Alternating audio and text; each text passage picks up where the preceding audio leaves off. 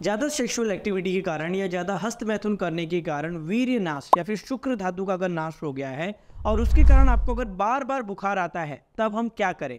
Last video में मैंने आपको बताया था कि अगर आपने बहुत ज़्यादा शुक्र धातु वीर्य या फिर स्पर्म का आपने लॉस कर दिया और उसके कारण अगर आपको सर्दी हो रही है तो क्या करना चाहिए।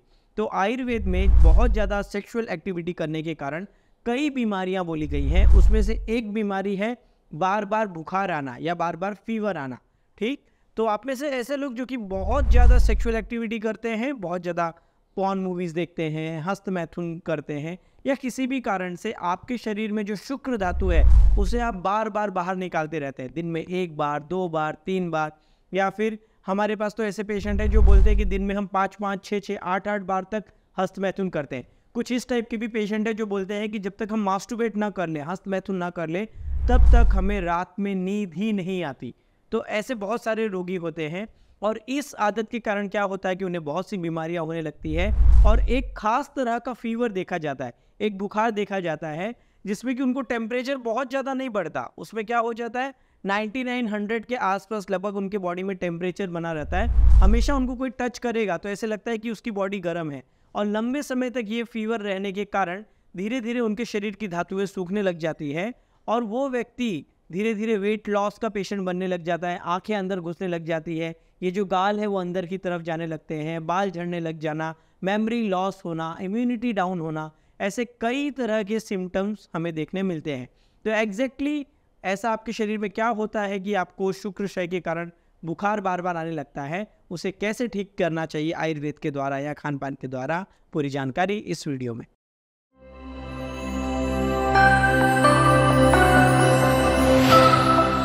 स्वागत है आप सभी का डॉक्टर अरुण मिश्रा इस चैनल में। मेरा नाम है डॉक्टर अरुण मिश्रा। मैं आयुर्वेदिक एमडी डॉक्टर हूं और मुंबई के दादर एरिया में प्रैक्टिस करता हूं। आज हम बात कर रहे हैं बहुत ज़्यादा मास्टरबेशन या शुक्रक्षय के कारण होने वाले फीवर के बारे में। तो एग्जैक्टली होता क्या है, इसका जो फिनोमिना है वो ऑलमोस्ट सेम है जैसे कि कई वीडियोज़ में मैंने आपको बताया। आपके शरीर में या हम सबके शरीर में 7 धातुएँ होती हैं, रस, रक्त, मांस, मेद, अस्थि, मज्जा, शुक्र। ये 7 धातुएं एक के बाद एक को नरिश करते जाती है। मतलब कि पहले रस धातु बनी, वो जब अच्छे से बन जाएगी तो उसके बाद आपका रक्त धातु, ब्लड अच्छे से बनेगा, फिर मसल्स अच्छे से बनेगी, फिर फैट अच्छे से बनेगा, फिर बोन मैरो, स्पर्म, ऐसे करके ये बनती जाती है। या रस के बाद रक्त धातु अच्छे से बनेगी, फिर मांस, मेद, अस्थि, मज्जा, शुक्र। तो एक के बाद ये जो धातुएं हैं वो बनती चली जाती हैं और एक दूसरे को नरिशमेंट देती रहती हैं, जिससे कि आपका शरीर स्ट्रांग रहे। अब बहुत ज़्यादा किसी एक धातु का क्षय हो गया तो वो धातु तो कम हो ही जाएगी, उसके पहले की जो धातुएं हैं वो भी खराब होने लगेगी। जैसे कि अगर आपने बहुत ज़्यादा हस्तमैथुन किया, मास्टरबेशन किया, सेक्सुअल एक्टिविटी की, शुक्र का, वीर्य का नाश कर दिया, तो क्या होगा, उसके पहले की जो धातु है, मतलब शुक्र थी, उसके पहले क्या है, मज्जा, मज्जा के पहले अस्थि। तो ये शुक्र कम हो कि क्या होगा, उस अस्थि धातु के ऊपर इम्पैक्ट पड़ेगा, वो धातु भी कम होने लगेगी। फिर अस्थि धातु, बोन्स कम होने लग जाएगी, फिर फैट कम होने लग जाएगा, फिर मसल्स, फिर ब्लड, और फिर बेसिक जो आपका प्लाज्मा है, रस धातु है, वही डाउन होने लग जाएगा। तो ये होता है एग्जैक्टली बहुत ज़्यादा मैथुन करने के कारण। और जब इतनी ज़्यादा शरीर की धातुएं कम होने लग जाती हैं, इन धातुओं का काम है धारण करना, मतलब आपके शरीर को संभाल के रखना, जिंदा रखना। जब ये बहुत ज़्यादा चली जाएगी तो शरीर एकदम डाउन होने लग जाएगा।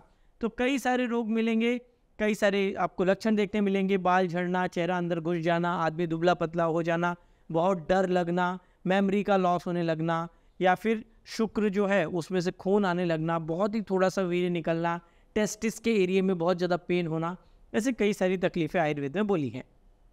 और उसी कारण फिर बार बार इम्यूनिटी डाउन होकर फीवर भी आने लगता है। तो इसमें कुछ चीज़ें आयुर्वेद में बोली गई हैं जिसका आप पालन करेंगे तो ये दोनों तकलीफ़ों से आपको आराम मिल जाएगी, शुक्रनाश और बार बार आने वाले फीवर से भी। नंबर 1, ब्रह्मचर्य का पालन करना। जी हाँ, अगर आप बहुत ज़्यादा धातु क्षय करते हैं तो ऐसे में अगर आप बार बार अपने शरीर के वीर्य धातु को निकालते रहेंगे तो आपके शरीर पे बहुत ही खराब इम्पैक्ट पड़ेगा।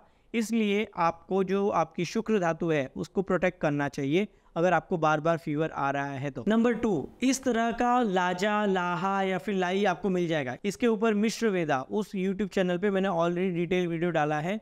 तो इस तरह का आपको लाहा, लाजा, ये कोई भी जो किराने की शॉप है वहाँ पे मिल जाएगा। ये एक बहुत ही कमाल की दवा है। आप क्या कर सकते हैं कि ये लाजा, ये लाहा 50 ग्राम ले लीजिए, आधा लीटर पानी ले लीजिए, उसके अंदर थोड़ा सा पिपली पाउडर 2 पिंच या फिर 1/4 चम्मच, और सौंठ 1/4 चम्मच, थोड़ा सा जैसे आपका नमक आपको पसंद हो वैसे सेंधा नमक टेस्ट के लिए डाल के बॉईल कर सकते हैं।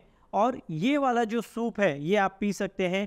ये फीवर को भी कम करने में मदद करेगा और साथ ही साथ आपकी शुक्र धातु को भी नरिश करने में मदद करेगा। नंबर 3, आप में से ऐसे लोग जिनको कि खट्टी चीज़ें हजम हो जाती है, स्पेशली अनार का रस अगर हजम हो जाता है तो अनार का जूस आप निकाल सकते हैं। अगर हजम होता हो तो अनार का जूस आधा ग्लास ले लीजिए और उसके अंदर 1 चम्मच जो शहद होता है वो शहद मिक्स करके अगर आप लेते हैं तो बार बार आने वाला फीवर भी कम हो जाएगा और जो आपका शुक्र का क्षय हुआ है वो धातु को भी नरिशमेंट आपको देखने में मिलेगा।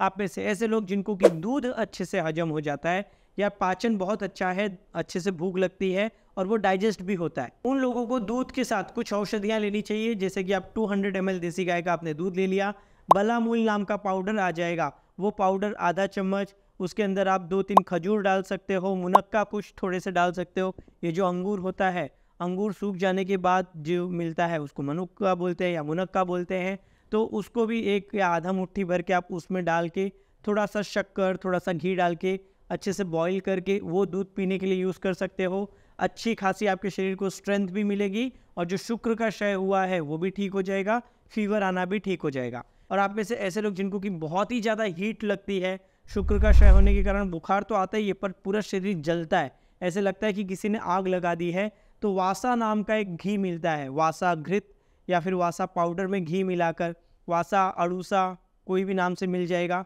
तो अड़ूसा का पाउडर या फिर वासा का पाउडर आधा चम्मच ले लो, 1 चम्मच घी में मिलाकर सुबह शाम खाने के बाद ले सकते हैं। और आप में से ऐसे लोग जिनकी फाइनेंशियल कंडीशन बहुत अच्छी है, वो एक गोल्ड प्रिपरेशन है जो कि इसमें बहुत अच्छा काम करेगा, वो ले सकते हैं। उसका नाम है स्वर्ण वसंत मालती।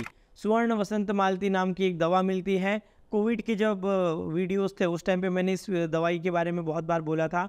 अच्छी खासी इम्यूनिटी बढ़ाने का काम करती है, गोल्ड है तो डायरेक्ट शुक्र धातु तक जाकर काम करती है।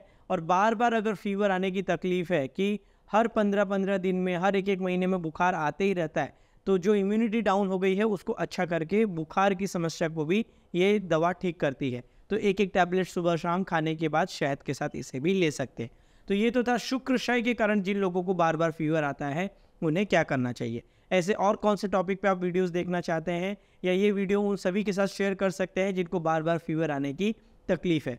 हमसे पेड कंसल्टेशन करने के लिए नीचे नंबर दिया गया है, उस नंबर पे आप कांटेक्ट कर सकते हैं।